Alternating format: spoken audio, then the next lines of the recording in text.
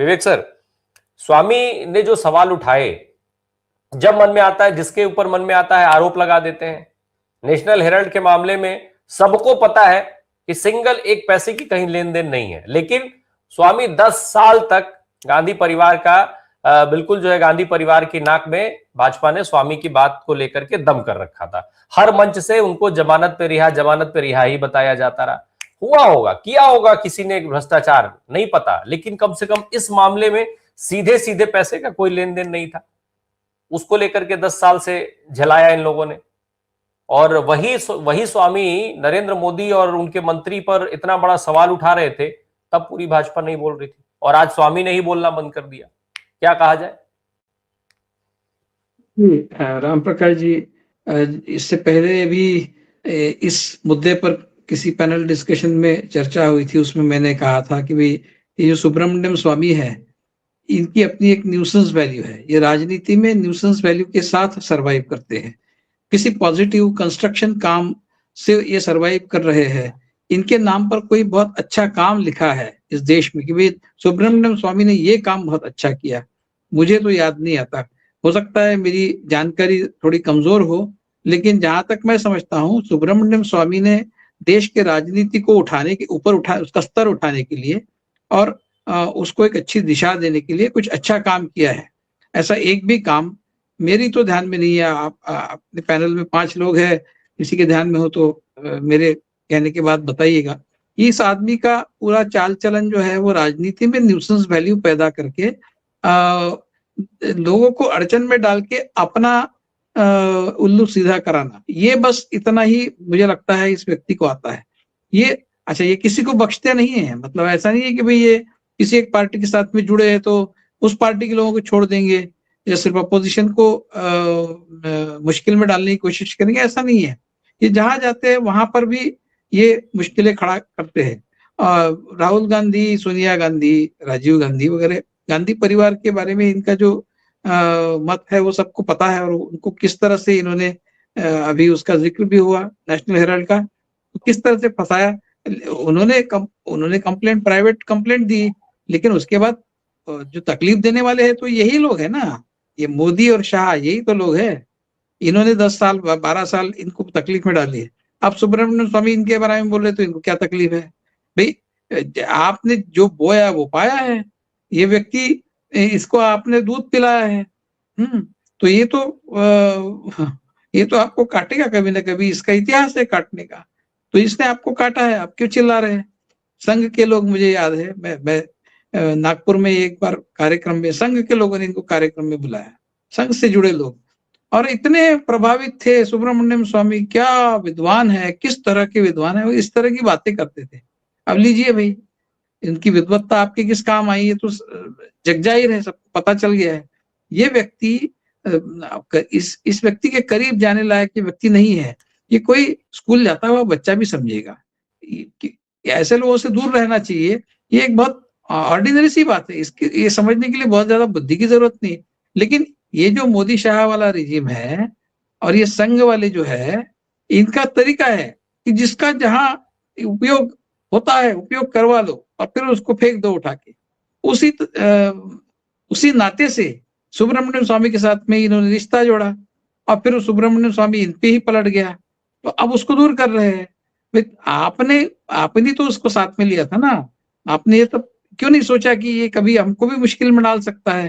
हालांकि इसने मुश्किल में नहीं डाला है, कुछ साबित तो कुछ हुआ नहीं है। एप्स्टीन फाइल में नरेंद्र मोदी ऑन बोर्ड उतना सिर्फ कुछ आया था, और वो हरदीप पुरी का कुछ नाम आया था। उस नाम आने से क्या होता है? हजारों लोगों के नाम होंगे उसमें। इसका मतलब क्या वो सब उस सेक्स रैकेट में क्या इन्वॉल्व है? ऐसा थोड़ी होता है। और इस पर यूट्यूब चैनल या कोई भी चैनल पर इस पर क्या सुब्रमण्यम स्वामी जो कह रहे हैं, क्या मोदी जी मुश्किल में आ जाएंगे, इस तरह की चर्चा करना भी बहुत गलत है। आज की चर्चा का विषय वो नहीं है, लेकिन यूट्यूब पर इस तरह की चर्चाएं हुई है, तो ये सेंसेशनलिज्म है। और सुब्रमण्यम स्वामी के साथ उस मूर्खता में हम भी शामिल हो जाते हैं, ये बहुत दुर्भाग्यपूर्ण है, नहीं होना चाहिए।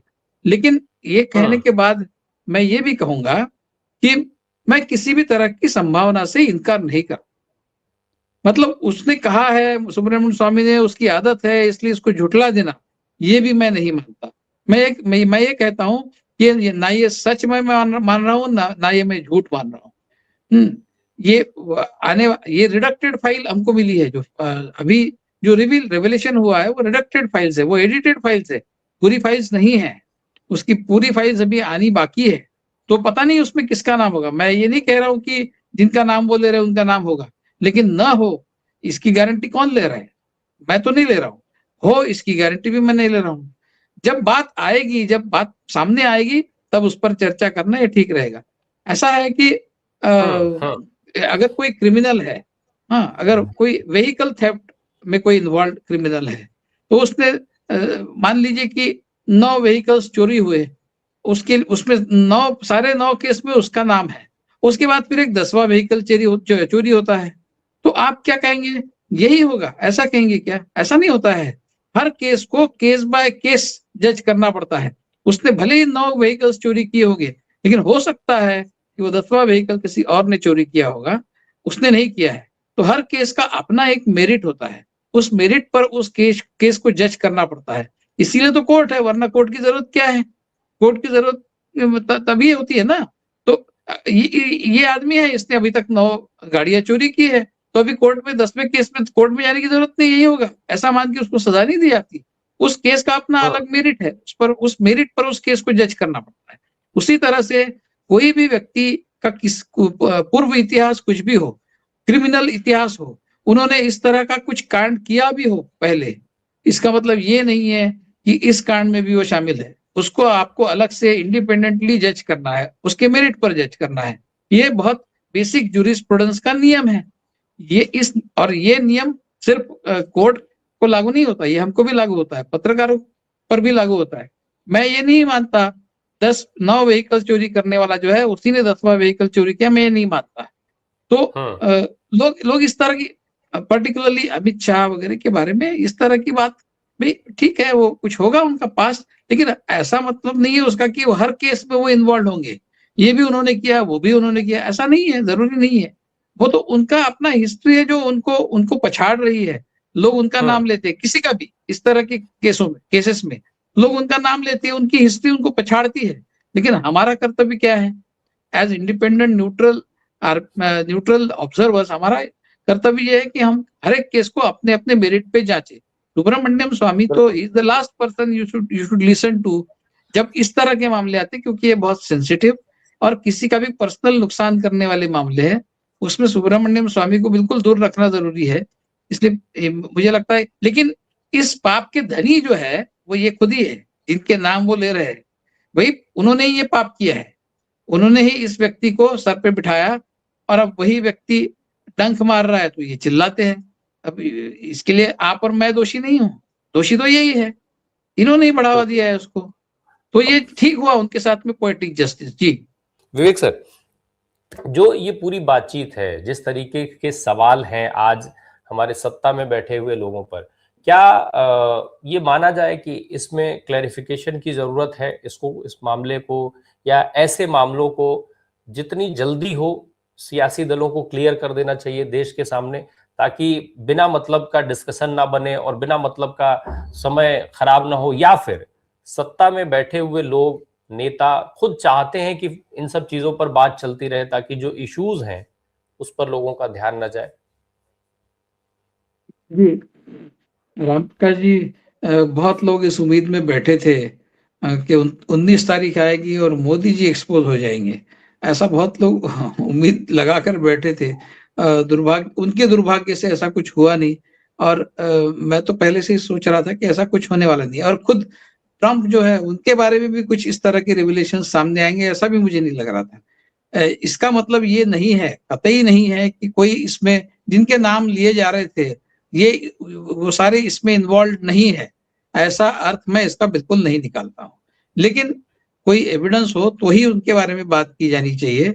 एविडेंस ना हो तो वो ठीक है, आपस में दो दोस्त मिल बैठकर इस तरह की कानाफूसी करे तो बात अलग है, लेकिन पब्लिक फोरम पे इस तरह की बातें करना ये किसी को भी ये बहुत अशोभनीय है, नहीं करना चाहिए।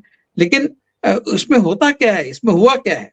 इसका नेट इफेक्ट आप देखिए, इसके बारे में कोई नहीं सोचता है। नेट इफेक्ट ये है कि जब ये बात झूठ साबित हो जाएगी, अभी नहीं हुई है पूरी तरह से, मैं ये कह रहा हूं कि अभी तक न मोदी जी का नाम आया है, न उसका उनका नाम इसमें बिल्कुल पूरी तरह से नहीं है, ये भी कुछ सिद्ध नहीं हुआ है, तो अभी हम किसी नतीजे पर नहीं पहुंच रहे।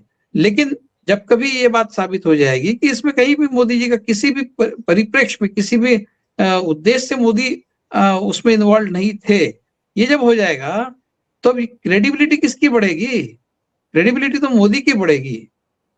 जब इस तरह की बातें हम उनके बारे में कहते हैं और जब वो सिद्ध नहीं होती, तो देखिए मोदी जी बिल्कुल पाक साफ है। उनके बारे में इसी तरह के आरोप अब तक भी लगते आए हैं, कोई भी आरोप सिद्ध नहीं हुआ, ये भी आरोप सिद्ध नहीं हुआ। तो उसमें इमेज जो है वो मोदी जी की अच्छी होती है और वो उनको वो क्रेडिबल बन जाते हैं, और बाकी जो लोग हैं जो उन पर आरोप लगाने वाले हैं, उनके बारे में फिर इस तरह की चर्चा शुरू हो जाती है कि ये तो टारगेट करते हैं मोदी को। मोदी जी तो बिल्कुल वैसे नहीं है, जानबूझकर मोदी जी को टारगेट किया जाता है। इस तरह की बातें फिर जो वेल मीनिंग लोग हैं, जो समाज में बदलाव चाहते हैं, उनके बारे में भी होने लगती है। अगर वो उस तरह की बातों में इन्वॉल्व हो जाए तो बिल्कुल इससे दूर रहना चाहिए, क्योंकि उसका मुझे सुब्रमण्यम स्वामी से कुछ लेना देना नहीं है। सुब्रमण्यम स्वामी का क्या होता है, अच्छा होता है, बुरा होता है, वो सच बोलते हैं, झूठ बोलते हैं, इससे कोई लेना देना नहीं। उसका नेट इफेक्ट जो है उसके बारे में मैं चिंतित हूँ। नेट इफेक्ट ये है कि उसमें क्रेडिबिलिटी उन लोगों की बढ़ती है जो वो उस क्रेडिबिलिटी को बहुत ज्यादा डिजर्व नहीं करते दूसरे मामलों में।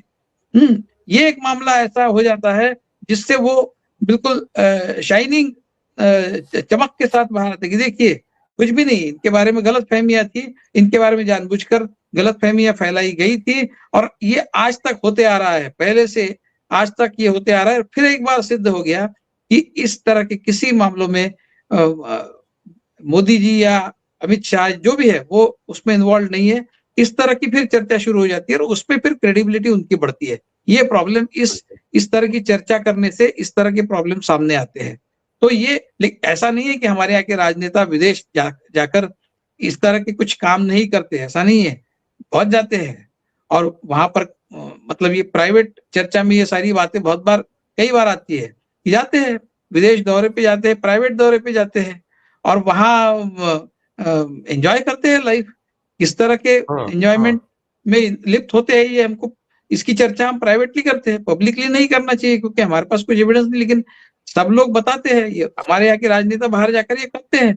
लेकिन मुझे नहीं लगता, अगर वो करते भी है तो मैं उसको बहुत बड़ी बुरी चीज इसलिए नहीं मानता कि जब तक उस बात का असर हमारे देश पर बुरा ना हो, वो जो करते हैं किसी वेस्टेड इंटरेस्ट के साथ आप अगर इस देश के साथ खिलवाड़ कर रहे हो तो फिर वो गलत है। आप अपने प्राइवेट एंजॉयमेंट के लिए विदेश जा रहे हो और वहां कुछ कर रहे हो, मुझे उस बात से कुछ लेना देना नहीं है, किसी को भी नहीं होना चाहिए।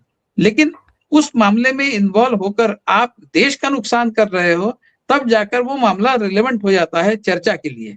तो जब तक ये ना हो तब तक हमने इस तरह की किसी भी चर्चा से दूर रहना चाहिए और ये इंश्योर करना चाहिए कि ऐसी चर्चा न करके हम उन लोगों को एक झूठी क्रेडिबिलिटी न दिलाए जो उस क्रेडिबिलिटी को डिजर्व नहीं करते।